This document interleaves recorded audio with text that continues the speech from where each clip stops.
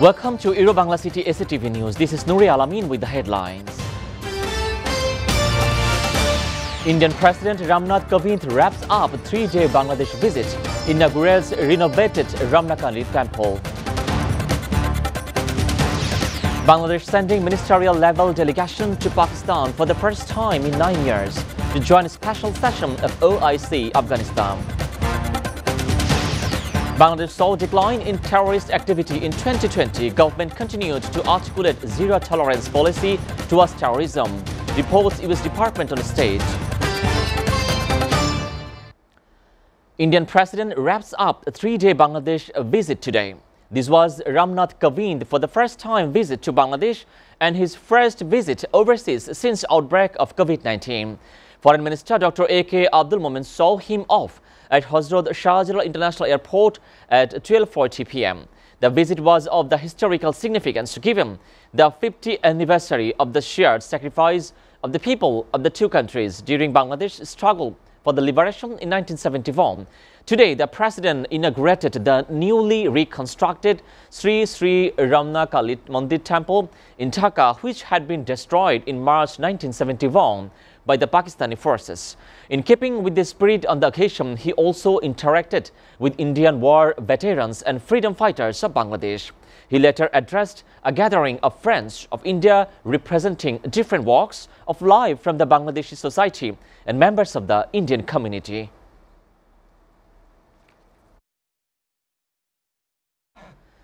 Bangladesh experienced a decrease in terrorist activity in 2020, accompanied by an increase in terrorism-related investigations and arrests, says a new U.S. report shared by the U.S. Department of State on its website.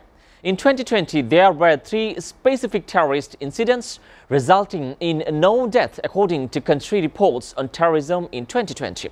Reports said Bangladesh government continued to articulate a zero-tolerance policy towards the terrorism and the use of its territory as a terrorist safe haven. U.S. report also said Bangladesh cooperated with the United States to strengthening control over its border and ports of entry. U.S. Secretary of State Antony Blinken said the Department of State issued the 2020 country reports on terrorism, which provides a detailed look at the counter-terrorism environment for the last year, fulfilling an important congressional mandate. Bilateral relations between Bangladesh and Pakistan have remained frosty since the 1971 war. However, for the first time in 9 years, Bangladesh is sending a ministerial-level delegations to Pakistan. State Minister for Foreign Affairs, Mr. Shahrial Alam, and Foreign Secretary Masud bin Momen will fly out to Islamabad to join a special session of the Council of Foreign Ministers of the Organization of Islamic Cooperation (OIC) on the situation in Afghanistan. Foreign Ministry, the Secretary Momen said he will join the senior officials meeting on Saturday, while State Minister Shahriar will attend the ministerial level meeting on the next day. Both Dhaka and Islamabad are in agreement that they need to hold long-pending Foreign Office consultations, which were last held in 2010. One of the arrestees in the Kumilla war councillor Syed Muhammad Shohel murder case gave his confessional statement on yesterday. Accused Imran Hussain Rishad, a member of the killing squad, gave his confessional statement before Kumilla Chief Judicial Magistrate Trial Court 1, the Judge Farhan Akhtar. Deputy Inspector Parimal Dash said during his 3rd day remand, the Rishad agreed to record his confessional statement. Rishad, in his statement, confessed that he participated in the killing and stipulated for the mission. On Tuesday, a Kumilla court placed them on a 3-day remand each for the interrogation, and the next 3-day Nazim gave the confessional statement before the magistrate. Meanwhile, prime accused Shah Alam, Sabir Hussain, Shajan Mia were killed in alleged the gunfights with the police. Viewers, we are taking a short break. Stay with Bangla City SATV News.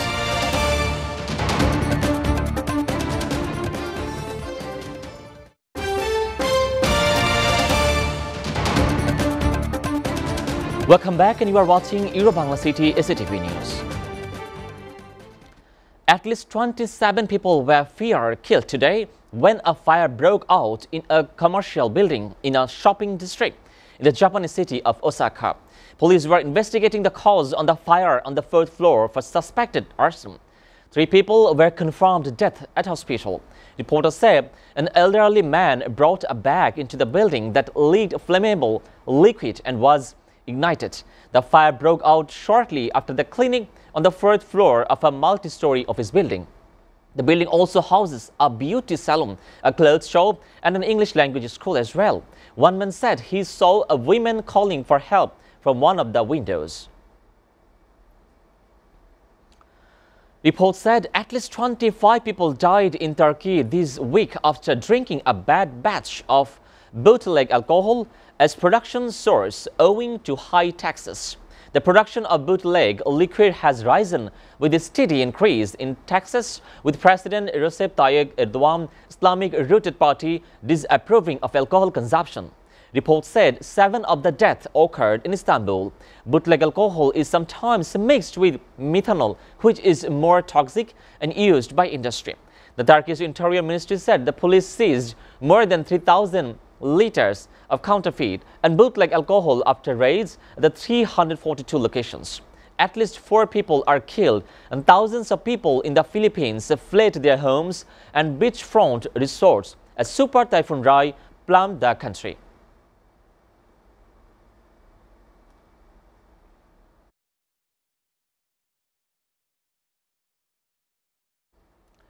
Washington has imposed fresh sanctions on numerous Chinese entities, further ratcheting up the pressure on Beijing.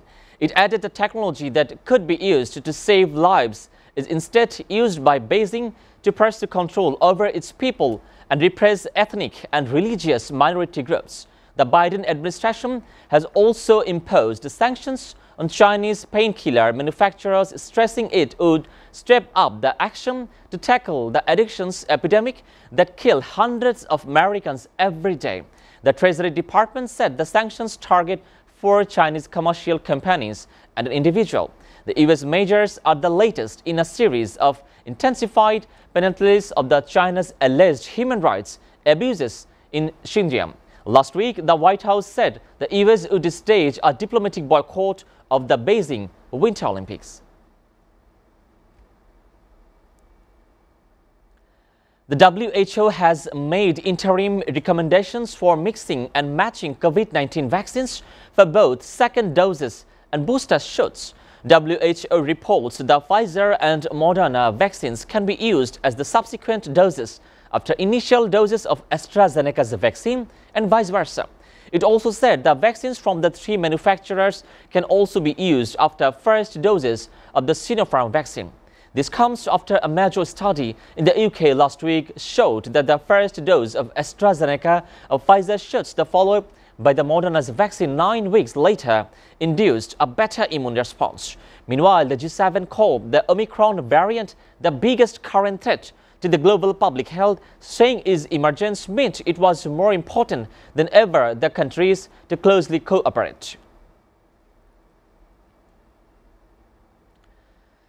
Pakistan's Foreign Minister Shah Mohammad Qureshi said that with members of the international community and the Taliban at the same platform, the coming meeting, the Organizations of Islamic Cooperation (OIC) in Islamabad would prove to be the stepping stone for finding solutions of the humanitarian crisis in Afghanistan. Qureshi confirmed that a Taliban delegation headed by the interim foreign minister would participate in the meet besides special representatives from the United States, Russia and China. Apart from P5 countries, the representatives of Germany, Canada, Australia and Japan had also been invited. He also added, he said Pakistan was not the spokesperson for the Taliban, but only wanted to bring the stakeholder to the OIC platform to directly get across their points of view. The whole region would benefit if things to go right. But in case the situation moved the wrong way, all gains could come to know, he warned. Meanwhile, hundreds of Myanmar villagers have fled to Thailand after junta troops clashed with an ethnic rebel group, officials said. Fighting between the Karen National Union and the military broke out of the town, the Lei Lei Ko, near the Thai border, the first such clashes in this month. Sources said the dozens of people lining up to cross the river that forms part of the border. Thai government officials in Dhaka province said 700 people had crossed the border and would be given food and shelter as well. Its fighters have clashed sporadically with the Myanmar military along the Thai border. Meanwhile, at the secret jungle camp in Myanmar-Eastern Karen State, a fitness coach and other civilians are training with armed ethnic guardians of the fight back against the country for the military takeover.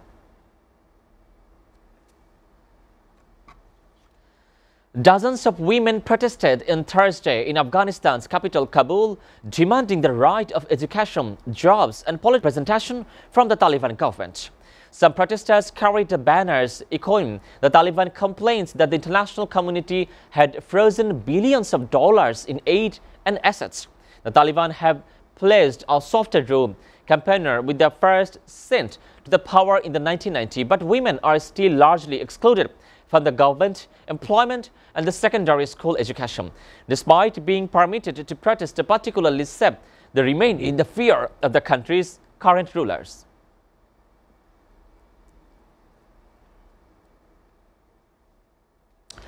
Bangladesh players are required to undergo a further 3-day room quarantine in the Christchurch as per the orders from the Ministry of Health in New Zealand, except for the Bangladesh spin bowling coach Rangana Herath, who had tested positive for the COVID-19, and the players and staff members who had been close contact with the COVID-infected patient completed their mandatory 7-day isolation period on yesterday.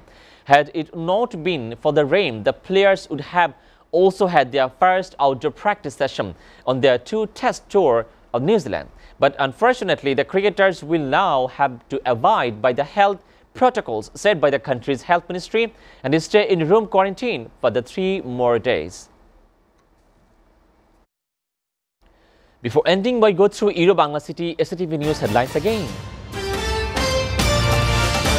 Indian President Ramnath Kovind wraps up 3-day Bangladesh visit, inaugurates renovated Ramnath Bilateral. Bangladesh sending ministerial-level delegations to Pakistan for the first time in 9 years to join a special session of OIC on Afghanistan. Bangladesh saw a decline in terrorist activity in 2020. Government continued to articulate zero-tolerance policy towards terrorism, reports U.S. Department of State. You are up to date with the Bangla City SATV News headlines again. And to know the latest news, visit www.satv.tv. Stay with SATV.